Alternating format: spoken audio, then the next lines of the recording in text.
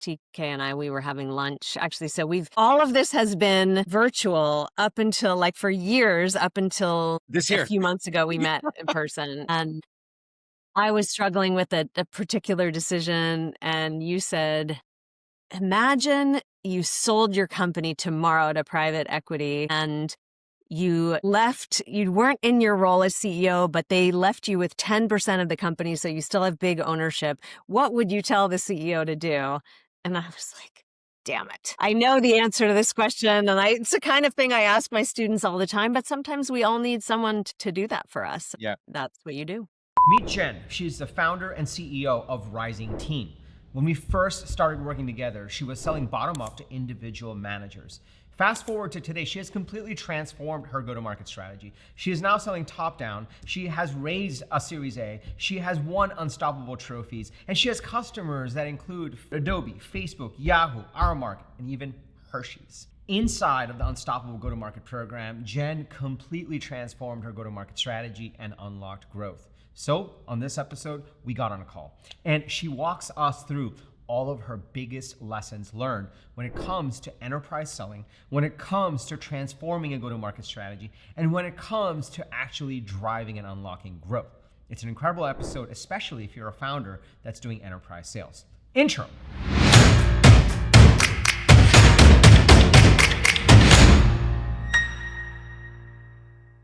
In this episode, we sit down with Jen Dulski, founder and CEO of Rising Team. Prior to starting Rising Team, she's successfully exited a company. She's right now a lecturer at Stanford.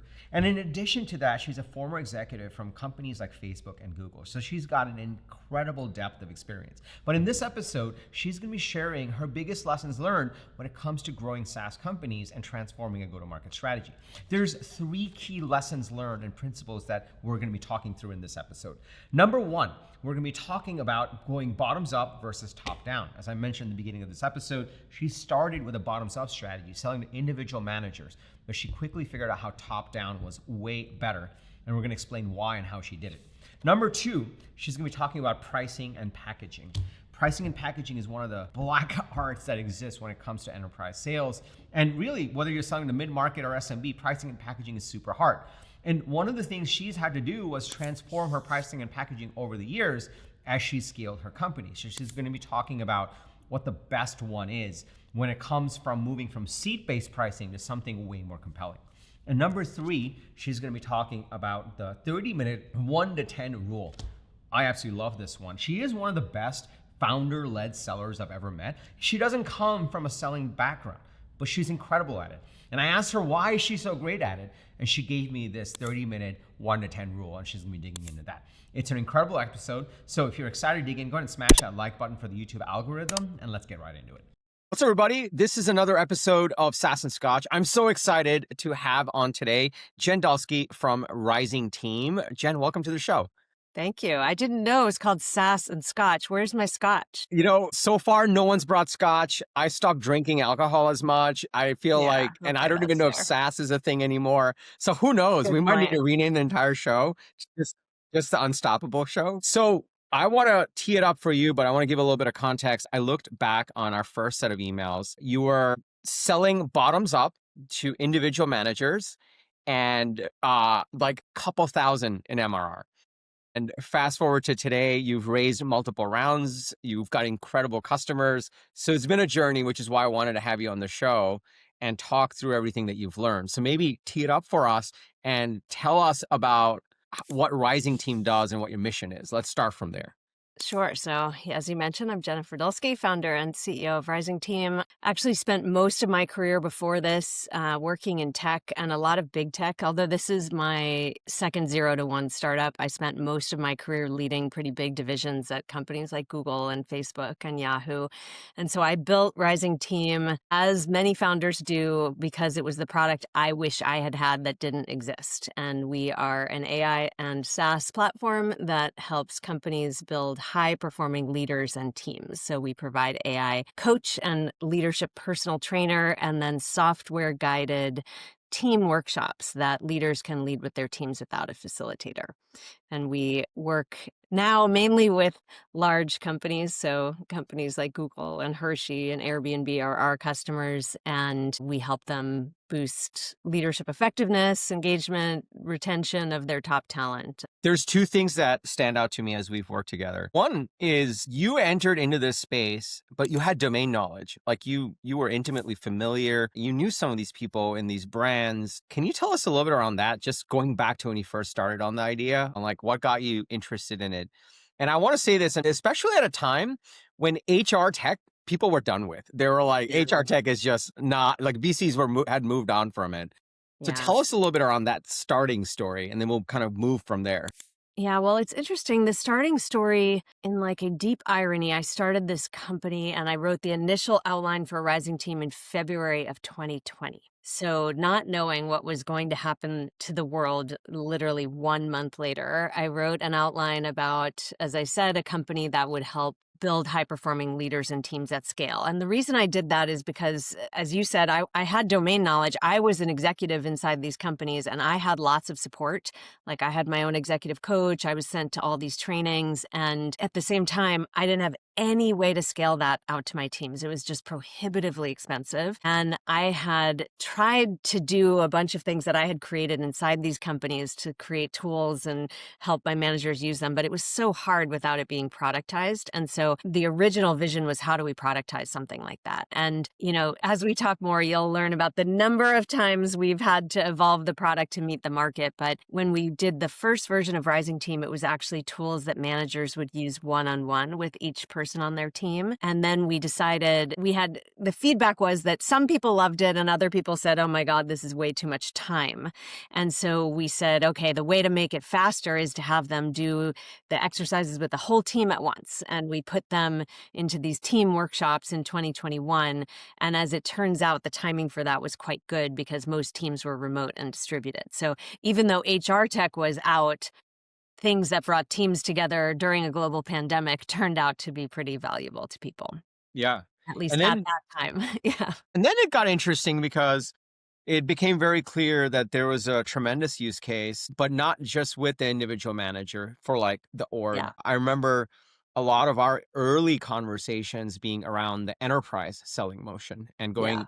That's why I thought it was funny to look at your original application. It was like, we're selling bottoms up, individual manager, and like it's a totally different I motion. know, it's true. Well, the thing we learned, and it'll be interesting to see if your viewers feel this way, but we tried both. I said, okay, what if we sell top down and what if we sell bottom up? And for us, it was almost the same amount of effort to Yeah. bring in an individual manager with one team as it was to bring in an enterprise who might, in those early days, they might be bringing on like a couple hundred people at a time. And so then we just said, we're going to turn off at least any effort we were spending on the bottom up motion and instead go top down. And that turned out to be really effective. For you, you don't come from an enterprise sales background, but your numbers would say that you are a phenomenal enterprise seller. So maybe for the founders listening who are looking at these enterprise motions, coveting the type of logos that you have, some of the ones you mentioned around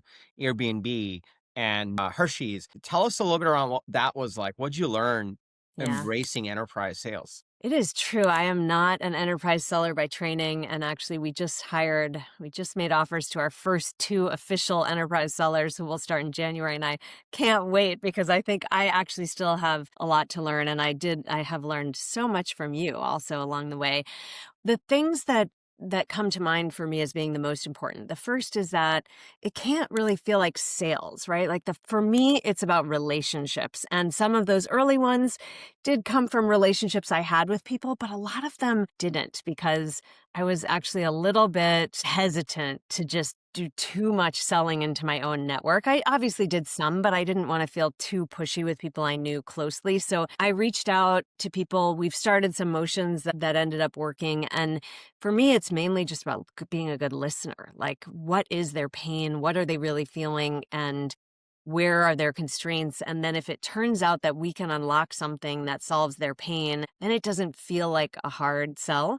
So a lot of my conversations are really just about uncovering pain. And there are some times where I talk to people and I think, we aren't actually going to be a solution for the thing that is most important to them. And my goal in any initial meeting, I try to rate them on a scale of 1 to 10. Like I should be able to leave that meeting and say, I know on a scale of 1 to 10 how likely this is to be a real opportunity. And I want to get that rating by the end of that first half hour, because for some meetings, they're like, 11 out of 10. They desperately need us. They are so excited about what, they've seen so far. And I want to spend a lot of time on those. Some meetings are like a 2 or a 3. And my goal is to determine that in the first meeting so I don't have to spend any more time on them. I might just, as you always suggest, like nurture them over time through emails or something. And then the rest kind of fall in the middle. And so a lot of it is about just vetting how to get to the right people and how to understand the constraints to try to get them higher on that scale. In my experience, that's the kind of mindset that made the best enterprise sellers, maybe all kinds of sellers, but definitely enterprise.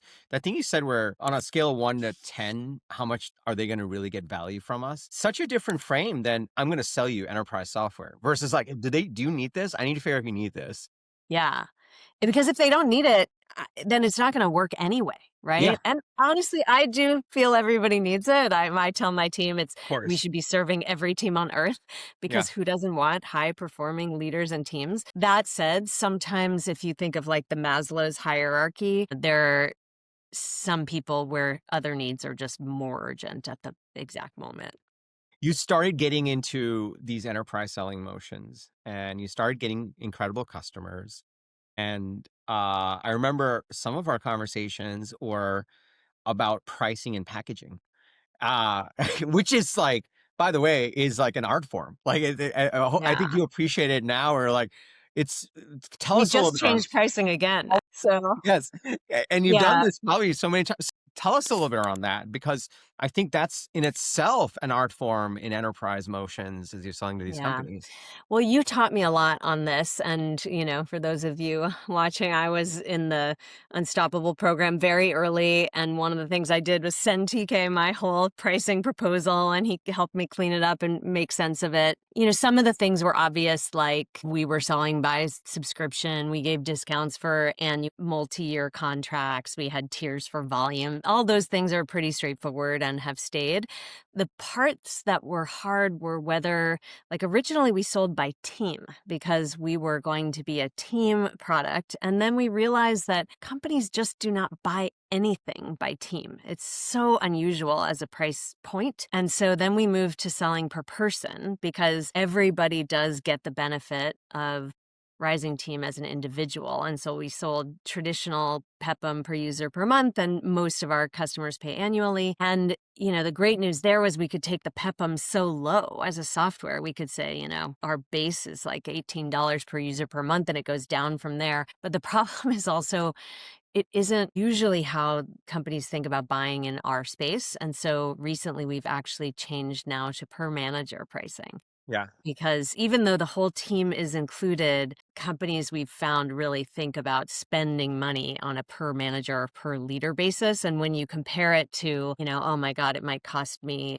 for an executive, like, okay, for a coach and an assistant and so forth, or trainings, and maybe for a, VP level, it might cost you VK. And I come in and I say, we can do this for, $1,000 or something like that. It all of a sudden becomes really appealing.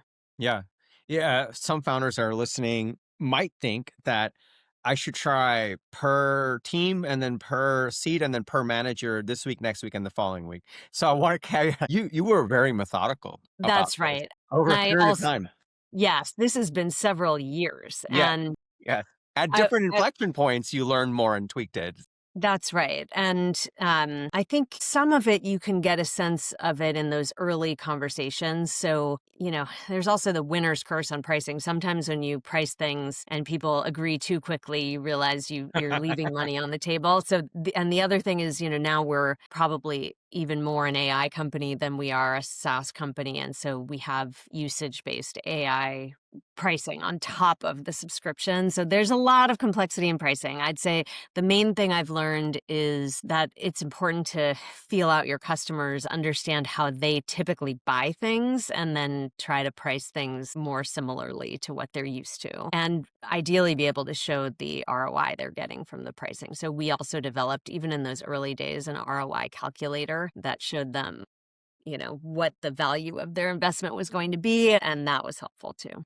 Is it still scary when you're thinking about these pricing shifts and these changes, as you have your next set of deals and next set of customers to go after? Like, is it still scary to make those changes? In fact, right now that we're in the middle of it, we sometimes show people both. Like I have a couple customers who I Yeah. say, we're in the middle of this transition from seat-based pricing to manager pricing. And I just lay it out there. I give them 2 tabs. Right now I price it almost exactly the same. So it will cost them the same either way. But I say, which one's going to make more sense for you inside your company? When you need to make this business case to someone else, which of these 2 will land better? And right now, let's say we've done that with 5 or 10 customers, all of them chose the manager pricing, and that gave me the confidence to make the switch. So I'd say we're kind of in the middle of the switch, and that's how I've done it. Yeah. A couple months ago, it always feels like yesterday, but it was like, I think 3 months ago, I was sitting in that table with you. Yes. And one of the big themes we were also talking about, again, around this enterprise sales theme of land and expand. It's like, hey, Yeah. you got that team. How do you get the company? And I've seen you approach this in different vectors throughout the course of the years. What have you learned? What would you share? Because I think land and expand, as you know, is like one of the lifebloods to the Yeah. company growing. Yeah. And again, you taught me a pretty important lesson here, which is that there's really, well, I guess what I would say is the thing I came in with is first build something people will love.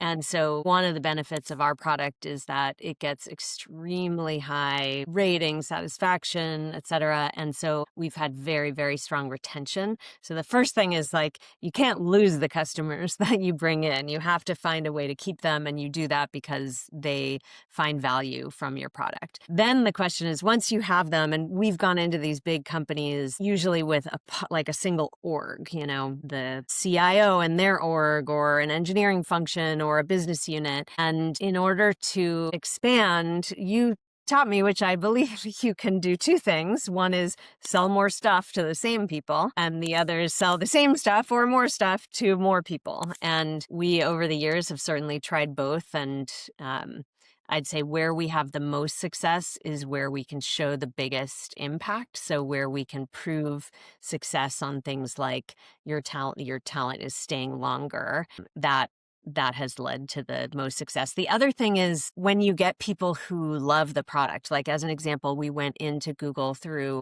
Google Cloud Business Platform engineering. And then what happens is they're going into their, I think, 3rd or 4th year with us, and everything's going great. Sometimes people will move from that org into other parts. We've had people move into YouTube and say, now I want to use it over here. So now we have whole groups in YouTube.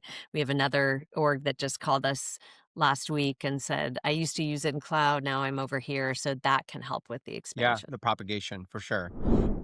By the way, the go-to-market program that Jen mentioned and I've mentioned is the Unstoppable Go-to-Market program. Inside of this program, I work with founders like you and Jen to transform your go-to-market strategy from the one you have now to a well-defined and scalable go-to-market strategy. So if you'd like to do that, just go to tkkader.com/GTM or follow the link in the description below. Let's go back to the episode.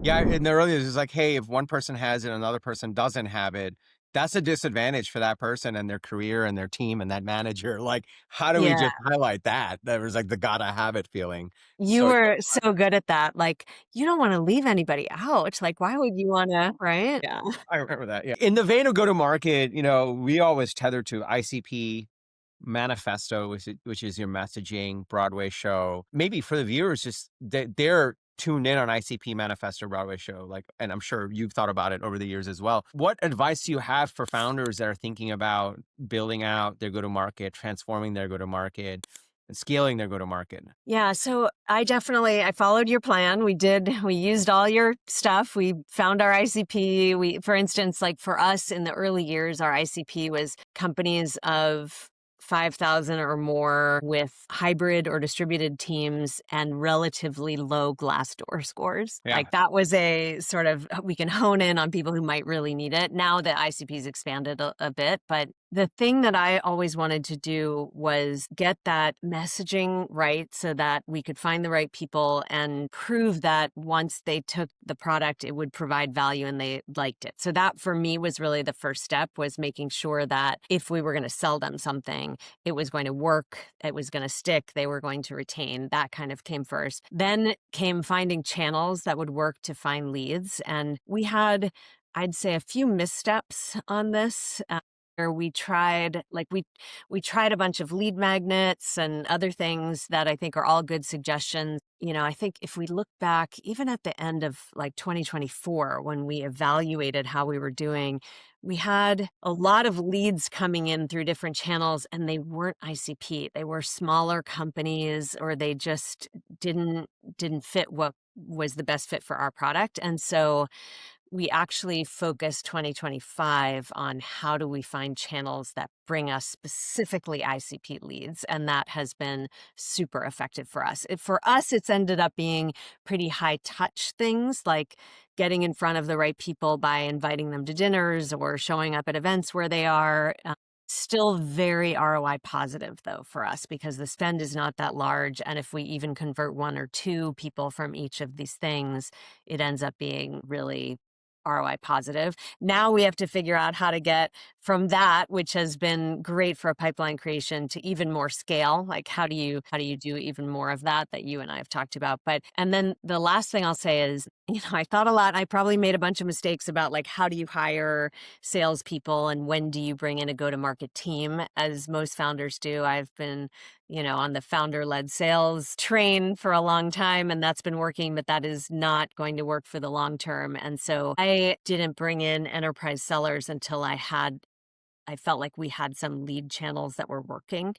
I know enterprise sellers can be hunters and so forth, but I just wanted to make sure that we had a viable path. And now we've gotten to a point where we have more pipeline than I can actually handle myself. So it's a really good time to bring in sellers who will both nurture the leads we have and find their own. You're in this super unique position. I'm looking at your website right now. Yahoo, Bank of Hawaii, Weight Watchers, Facebook, Adobe, Rmark. You mentioned Hershey's, Airbnb. So we're at this interesting time with heads of HR. You have human labor and human resources, if you will, HR. You have AI, which there's so many different narratives around AI replacing jobs and AI replacing labor and the $1 trillion company. And then you have AI agents, and there's questions around who's going to manage the AI agents.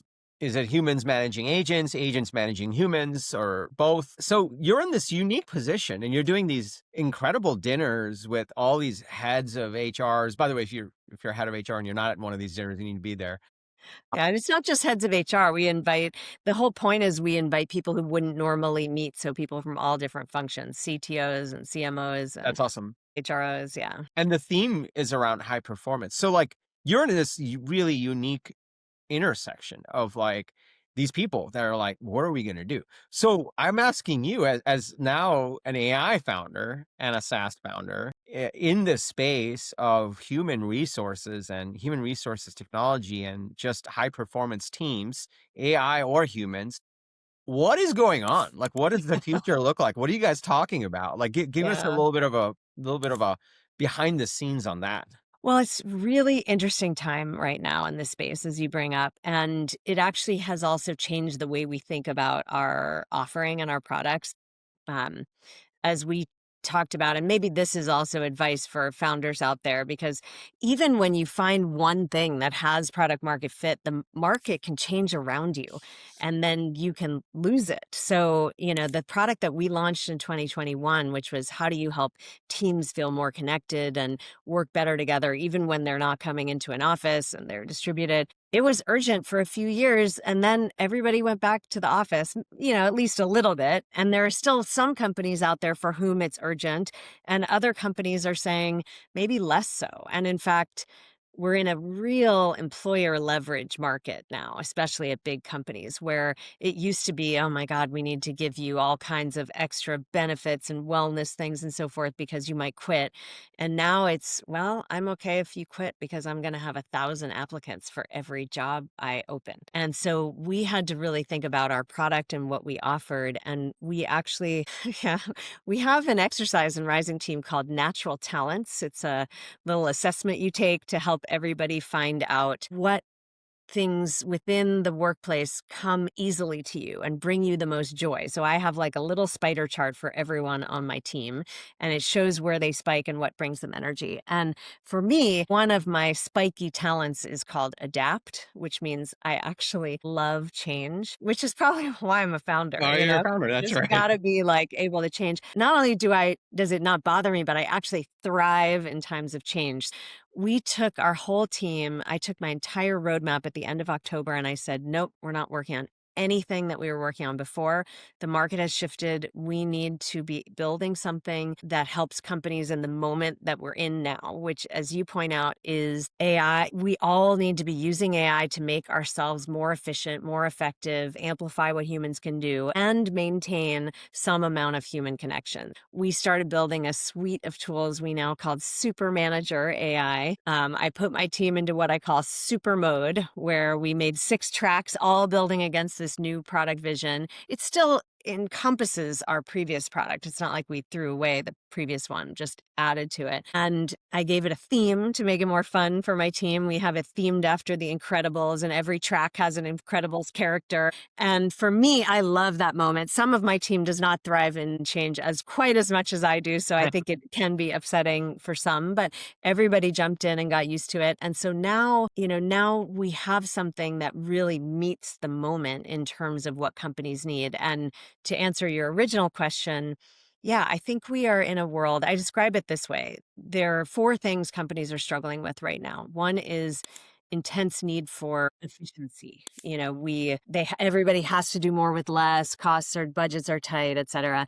The second is constant transformation, and you can see it, M&A everywhere, new leadership changes. The third is still some amount of distributed and hybrid work, and the fourth is immense pressure around AI. Everybody feels like they have to be using it, both for their product and their process. And so we basically just leaned into those things. And now we say Rising Team can make everybody into a super manager. They can manage larger teams. You can save money. You can increase productivity. And you do it with AI and still keep the human connection by having these synchronous team sessions that happen periodically. So together, that is what I believe is the winning package for companies, is a lot more AI than we used to do, and not only AI. Like if we lose our human connection, things will break. It does seem like we're in this phase of augmenting. It's how do you take your best humans, get them to perform at a higher level, and then how do you augment them so that they can perform even at a higher level? Like That's right. that's really the era we're in, it seems. That's right. And I think you want to augment them, and they may manage a bunch of AI agents and so forth. I mean, our CTO will say he hasn't written code in months, right? He just manages a bunch of agents that write code. I personally don't believe that we are going to a world where it's one person and only agents, and humans will never need to work on teams together, because so much greatness comes out of humans togetherness. And so, that's why a key part of our product is helping people understand each other and how to work together better. And then the great part about AI is it also can help you remember all those things. Like Rising Team may help you sit down and understand how people like to be appreciated and get feedback and so forth. But I could never remember that a few weeks later. And now I have AI that has perfect memory. I think also I think the biggest use case for AI is the context and then being able to have the conversation without any judgment, Yes. which I think from a HR perspective is incredible. Like that's what you want. That's right. We just launched actually last week or maybe 2 weeks ago, AI role play that is modeled after the class I teach at the business school at Stanford. And it is amazing. It can take any scenario. It can take any person. It acts as that person. You can pause in the middle and get coaching. And to your point, even if people have executive coaches, sometimes they don't want to practice these conversations because they're just afraid or ashamed or something. And now you can do it in the privacy of your own home or on a walk. And then when you have to have the conversation with the real human, you're much more prepared. There was something that made me laugh in a good way before I was getting on this call. You and I have gotten on, I don't even know how many Zoom calls as we've worked together. I do this thing. It's like force of habit. As soon as I start a Zoom call, I do this thing. And you're the only person that's ever called me out on it consistently. I always say like, hello, this is TK. And you're always like, yes, I'm Will aware. you? Yes. I've done it for hundreds of founders that I've worked with. I always do it. I don't even know why I do it, but you always like have this laugh, and you know it's coming too, because you're just smiling It's already. true. It's like, yes, TK, I know I'm It's on a call. endearing. Yes.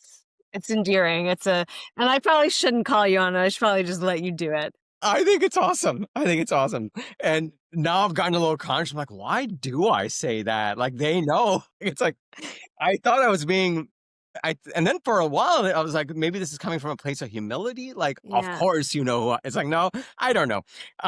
You are famous. You got to give yourself a little credit that people Maybe. know who you are. But Maybe. especially once you're meeting someone that you already know. Yes, yeah, exactly. I think that was like the disconnect. For the founders that are watching, they were at your spot at one point, like watching a bunch of YouTube videos, and then you decided to join the program. And so maybe tell them a little bit around your experience with the program and in working together. And I'll caveat this. I also remember one of the other things I thought about. I remember every client interaction. I don't know why. Like, I know all the You're details good at about what a you do. company. Yeah, it's very weird. But the other thing I remember, you're so humble. This is one of the things I love about you. And I think this is why you're also great at enterprise sales. You like teach a class in Stanford. So part of me was like, what is this person doing on my program? Like, what can I teach her? But you were very upfront, like, hey, here's what I know. Here's what I don't know. Here's like, it was incredible. With all that said, like, maybe tell the founders that are listening who are like, oh, I watched the YouTube videos. I'm thinking about joining the program. That's probably why they're watching one of these episodes as well. What would you share about your experience in being part of Unstoppable over the past few years? Yeah. I mean, it's been a real gift to me. And as you said, you know, I know that I know a lot, right? This is not even my first startup. I had a successful exit at my first startup. I've led really, really large teams at big tech companies. I still know what I don't know, though. And one of the things I teach in my class, actually, is that we are never beyond the point of being able to learn new things. And for me, even though it wasn't my first startup, it was my first SaaS startup. And I just knew that I didn't have the tools and techniques to grow a SaaS company. And at this point, it's certainly my first, actually, I will say it's not my first AI company. My first startup was also an AI company. But my first enterprise selling version of that. So I watched a bunch of videos first. And honestly, I still watch the videos even after I'm in the program. Like you'll send out videos, I'll still watch them. And sometimes I send them around to my team. But then once I joined, we went through the whole system. I had my team do it. You helped with a lot of ad hoc questions I had, like pricing and so forth. Over time, I think you also just get to be a good mentor and friend. And so now that I'm like further along through the program, I still have a lot to learn, but you do things like ask me the questions I could ask myself. Like I know how to ask them, but I just don't. So, one example of this, TK and I, we were having lunch actually. So all of this has been virtual up until for years, up until this year. A few months ago, we met in person and I was struggling with a particular decision. And you said, imagine you sold your company tomorrow to private equity and you weren't in your role as CEO, but they left you with 10% of the company, so you still have big ownership. What would you tell the CEO to do? And I was like, damn it. I know the answer to this question. And it's the kind of thing I ask my students all the time, but sometimes we all need someone to do that for us. Yeah. That's what you do. That's awesome. Yeah, that was, I remember that. It was like in Palo Alto on University Avenue, we're just having coffee. And it's like, I get paid the medium dollars to ask you the question you should ask yourself that you already know the answer to, but now you can answer it. That's right. Oh, that's awesome. Jen, thank you so much for sharing your insights, everything you've learned. What an incredible journey it's been. I'm so excited for Rising Team as we go into the new year. For those that are watching, where can folks connect with you? Where can they learn more about Rising Team? Yeah. Where can they learn more about these coveted dinners? Just give us the best place to connect with you. So best place to connect with me is on LinkedIn. I'm at J Dulski on LinkedIn. And please do check out risingteam.com. I will say, even though a lot of our customers are very large companies, we also do work with a lot of startups. And if you want to build high-performing leaders and teams and strong culture inside your company from scratch, the earlier you start, the better. Like my company has ENPS of 100. I don't have a single detractor in our company, and we haven't lost any talent since the beginning of the company. So if that's what you want, happy to help you, and find me at Rising Team or on LinkedIn. Also, if they are interested in Super Manager, we have a waitlist up at supermanager.ai if you want to learn more about those products, either as a manager yourself or for your company. Who's your domain dealer? Like between supermanager.ai and risingteam.com? Well, maybe close with, I learned this the hard way. In my first startup, I named it Centered, but I couldn't, because it was location-based product, and I couldn't afford the domain with the proper spelling, so I spelled it without the third E, and I put an apostrophe in the name of the company, which was huge mistake. Don't ever do that, because then if you ever want to talk about your own company in the possessive, you get double apostrophe. And you also get apostrophe as a special character that breaks code for any of you coders out there. So yeah, bad idea. I basically wait until I can find a good URL and then name the company. That's funny. They're both great names. I'm super excited for you. And I'm sure we'll get together next time I'm in the Bay Area. Thank you for joining us today. Great to see you, TK, as always. That was an incredible episode. I'm so grateful that Jen decided to get on a call and share all of her learnings and be so gracious about it. We'll include in the description below the details to connect with her and also to learn more about Rising Team and those coveted dinners. Also, if you're in this stage where you need to take your current go-to-market strategy and transform it to a go-to-market strategy that unlocks scalable growth, then you should check out my Unstoppable Go-to-Market Program. For details about the program, just go to tkkader.com/GTM or go to the description below and just follow the link that's in there. Also, if you got value from this video, please smash that like button for the YouTube algorithm. I drop an episode like this every single Sunday, so be sure to hit the subscribe button and the bell icon as well. And also, if you're in this stage where you're building out your go-to-market strategy, you just want to understand what are all the pieces that go into it, you should check out this video where I dig into the core principles in building out a scalable go-to-market machine. And lastly, remember, this is super important. Everyone needs a strategy for their life and their business. When you are with us, yours is going to be unstoppable. I'll see you in the next episode or inside the Go-to-Market Program. Take care, everybody.